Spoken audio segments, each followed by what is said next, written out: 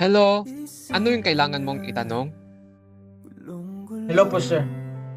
Nahihirapan na po akong makasabay sa mga assignments. Ang dami ko pong kailangan tapusin. Pati sa ibang subjects. Hindi ko na po alam kung alin ang unaahin ko po. Paano mo bang inaayos ang oras mo? Yun na nga po ang problema. Hindi ko po talaga manamanage ng maayos ang time ko po.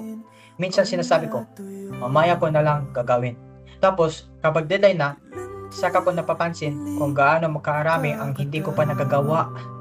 Nasubukan mo na ba gumawa ng schedule? Opo, pero hindi ko rin nasusunod. May isa akong tatapusin. Tapos, may binabago na naman. May deadline na naman. Hindi ko na po talaga kaya.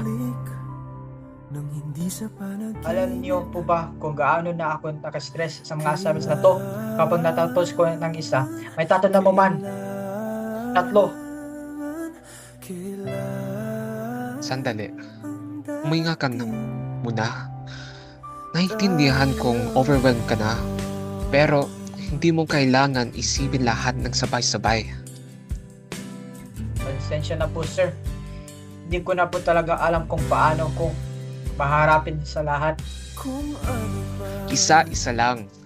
Isulat mo lahat ng assignments, tingnan ang deadlines, at unahin ang mga kailangang ipasa agad. Hatiin mo rin ang malaking gawain para mas madaling matapos.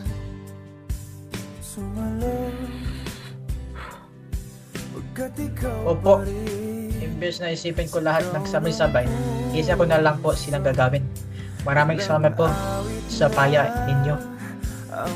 Walang anuman. Tandaan mo, isang assignment lang muna sa isang pagkakataon.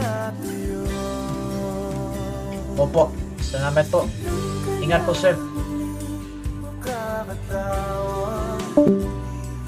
Hindi ko pinipili